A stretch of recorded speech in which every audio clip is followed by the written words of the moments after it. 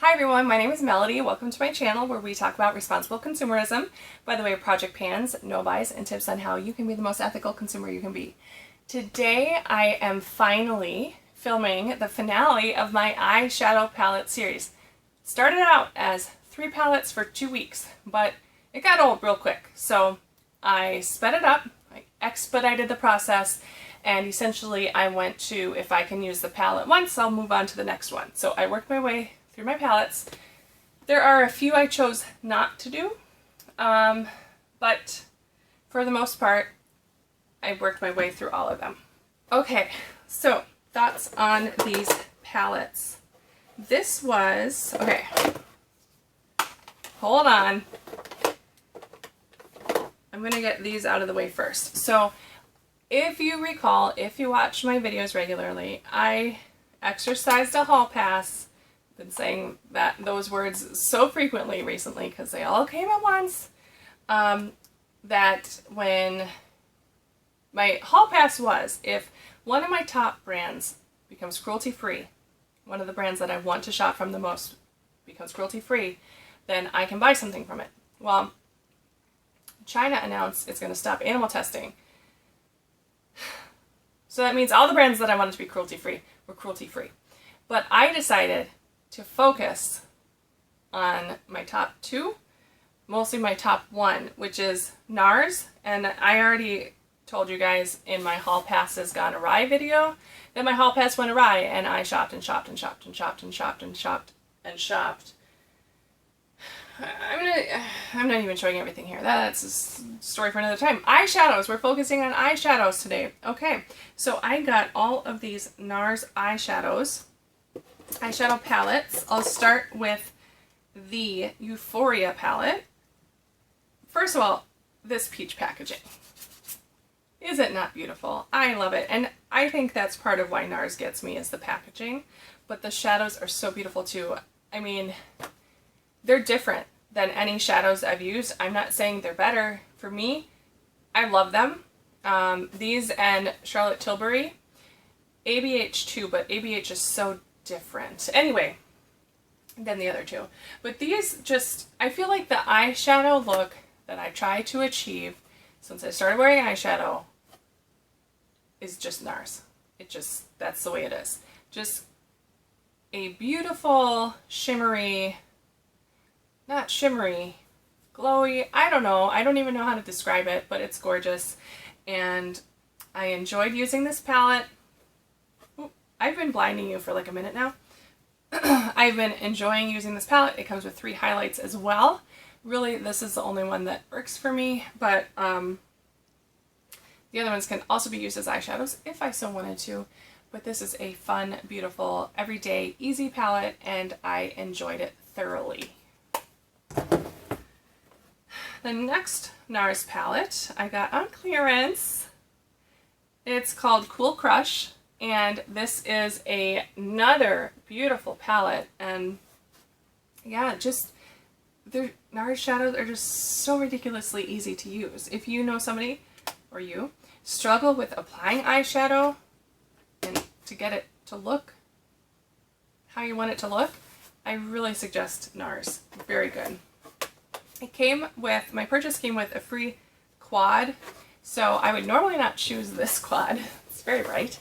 But I do enjoy a good blue shadow from time to time. These are a little bit brighter than I go for, but I decided I'm going to embrace it, and I had fun with it. And on St. Patrick's Day, I dipped into this bright green, and it was a very, very fun look. And lastly from NARS, I have... I don't know if there are words to describe how beautiful this duo is. It is the Kalahari eyeshadow duo. Mine came shattered, so I repressed it. Yes, I contacted customer service and whatnot. I got a refund from them, and easy, easy, easy, easy.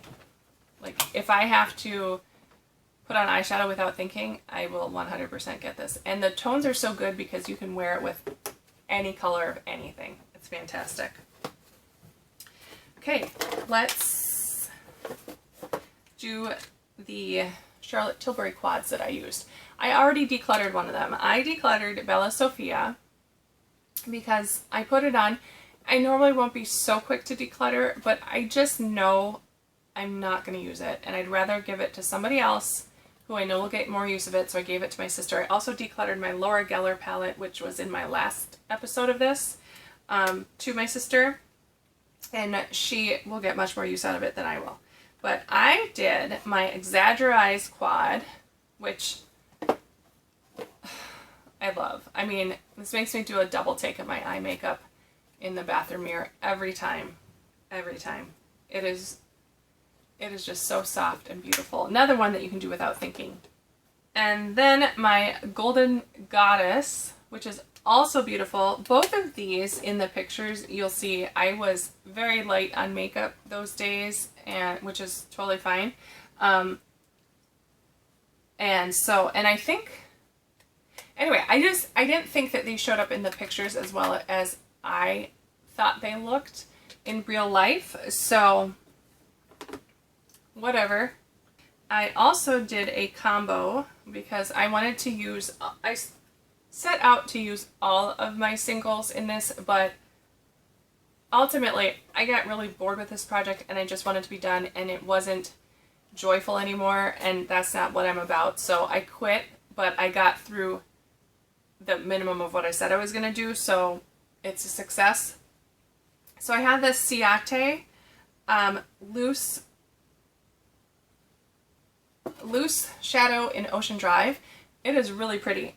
I'm finding though that I have quite a few dupes in my collection, so this is probably going to be on the chopping block just because I think a pressed shadow is generally a lot easier to use, and I paired it with my ever so lovely Marc Jacobs Memento eyeshadow, and that was a fun look. Oh, let's talk about Natasha.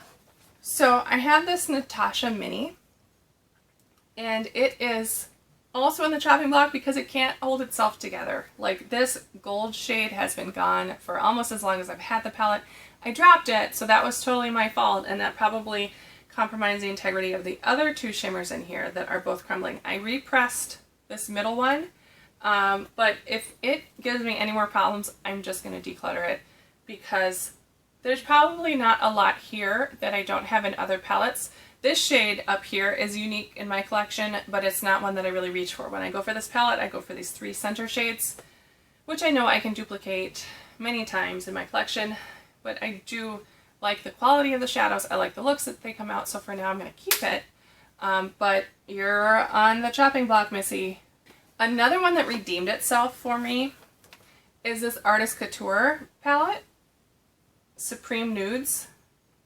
I wasn't overly excited by it. I was want to get it, and then the first few times I used it, I wasn't overly excited, but I used this Bronziana shade, and it looked beautiful, and it was so easy to put on, so I'm definitely going to dig into it more, and I expect to really enjoy it. I'm glad I waited it out and continued to use it because I really appreciate it now.